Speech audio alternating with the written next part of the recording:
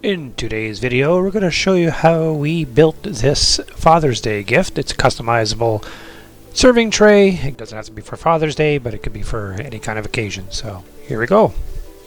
What we're going to use is this piece of wood here that we laminated ourselves a while back using scrap wood. So it's a nice look to it because it has nice grain, some knots, and it's got that nice look. So I think we'll cut it down to about 2 feet, so he has a room for a plate and a cup and utensils and a bowl of dessert or something, side dish. So we have enough room with 2 feet, and then put nice big handles on the ends. All right. So first we'll cut it down to length. This end is nicely cut already. If you've watched some of our other videos, you would see that we do make plans most times before we start a project. In this case, I didn't have a plan. I'm just going by the seat of my pants to try and see what works, and obviously I have a glitch in the process that you'll notice further on into this video, so keep on watching to see what I've tried. Okay.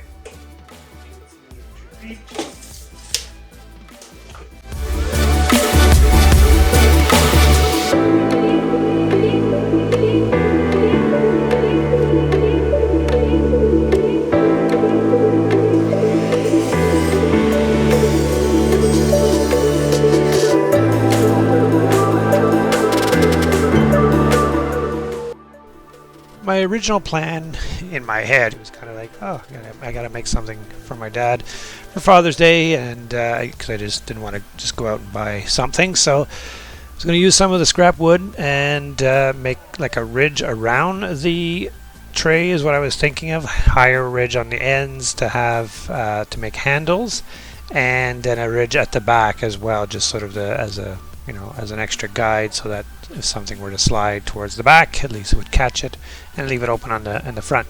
So there's all the scrap wood bins we have that I could have used, and I found one piece that I was going to cut down to size, so I did some measuring for that kind of thing. So I probably spent an extra 15-20 minutes with trying to figure out and try to make those handles. In regards, if I wasn't filming, it took me a bit longer because I was actually filming everything, but in general, just to cut down the wood, as you can see I'm doing here with the table saw, to get it down to size for the end pieces, and then putting it through the planer, getting it the right width as well, and then sanding it a little bit also, just so that it's somewhat ready before I start cutting. But and then I think the next step here is I actually started doing the measurements to cut it down in a second after I've done all the planing.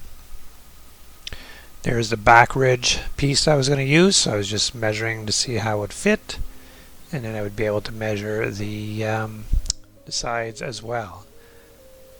So I mean, yeah, cutting it down and planing it, I mean, that all didn't take all that long, but it's still extra time. I usually do make a plan ahead of time, at least, and then that also gives me an idea.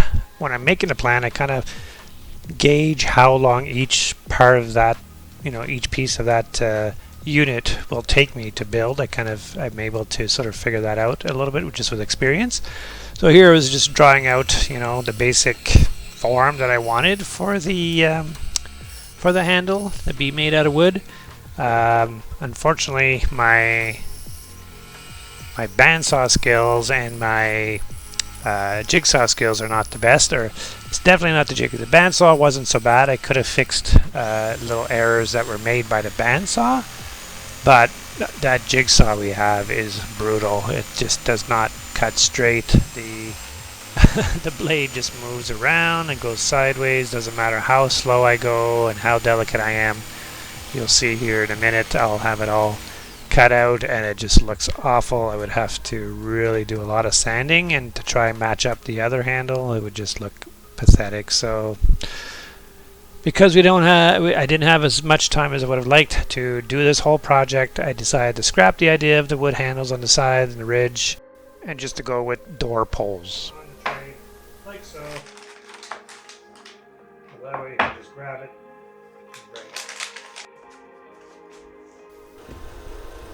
Okay, so now I was just going to put it through our flat master just to get it all nicely flush, flat, and sand it down to at least to, I think it's an 80 grit that I have in there.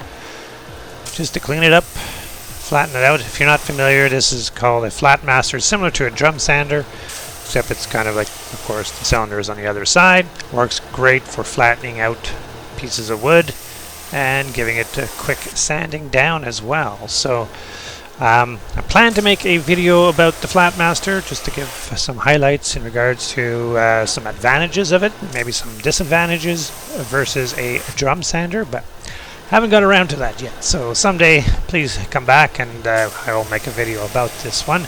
So there is certainly a lot of advantages of having this type of sander, so stay tuned for that.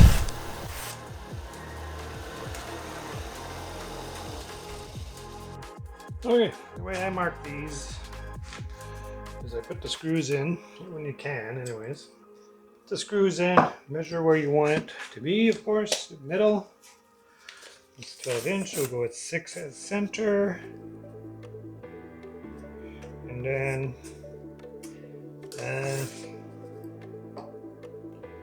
good inch inwards.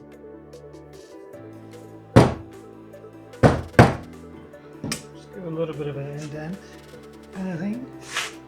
Probably can't see it on the camera, but there is an indent there. I'll just give it a whack so I can actually see it. Can't see it without the camera.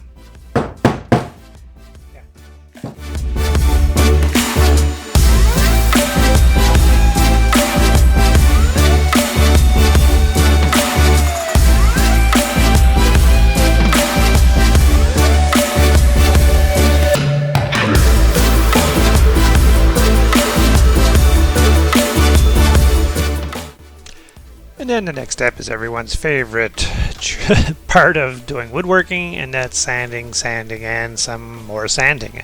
Used up to 220 grit here. At this point, you pretty much would be done if you were just keeping it as a simple tray. You can put some stain on it and some clear finish and you'd be done, and put the handles on and you'd be all done.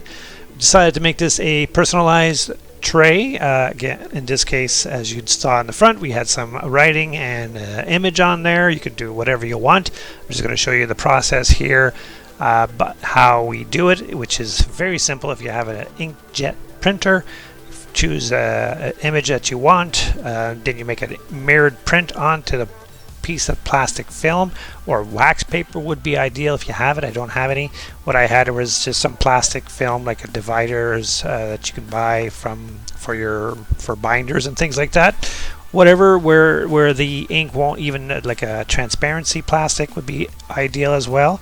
And you just print it as a mirrored image onto the plastic, and then you transfer it over to the wood by pressing hard and rubbing it in, kind of thing. It works really well with pine because it really sucks in, the pine being very soft, the grain's very absorbent, so the ink really sucks into the wood, kind of thing. And then that's it. You let it sit and dry for a little while before you ideally, it'd be better to spray a finish on instead of applying it with a brush, just because there's a risk of always that you might blur it, the ink from the inkjet if you're going to be brushing.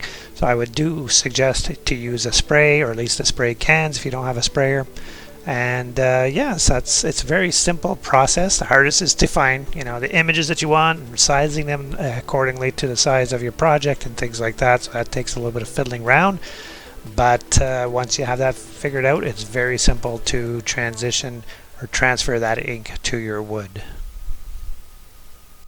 So we're almost done. Now it's just a matter of putting clear coat on it. So we're using a diamond clear coat finish, diamond coat from Varathane. It's a water-based, and this is a semi-gloss. And I think I put in total about 4 coats of this finish. It dries within 2 hours for recoat, 2 to 3 hours that you can recoat, so you can really finish a project fairly quickly using this kind of finish, which is great. And you have enough finish on when there's a nice milky white finish to it. You don't want it to be too clear when you have it finished, because there might be some dry spots and you don't want that. It's nicer to have it nice and even. So here's the finished project. Obviously it's not going to be the type of image and saying that you might want to put on yours, but at least she gives you the idea of what you can make with some scrap wood lying around your workshop. Again, I didn't show you the laminating of the wood, but you can just use a regular board as well, of course, a 12-inch board, and just sand it down. Put your holes in to put the handles on and sand it down, and then you could just transfer whatever images, whatever sayings, whatever you like onto the piece of wood with that inkjet printer and plastic, and you're on your way. Clear coat it, get buy spray cans from the big box stores or wherever you get your paint from. Spray it on and you're done. So makes for a nice gift. Hope that gives you some ideas for some other personalized things that you might want to make. And if you like this video or these kind of how-to kind of stuff, hey, hit the like button down below and subscribe to our channel. We'll give you some more ideas down the line. And of course, if you hit that notification bell, then you'll be notified every time we make a new video. But we're glad if you made it to this point that you watched our video. And again, thank you for watching. Take care.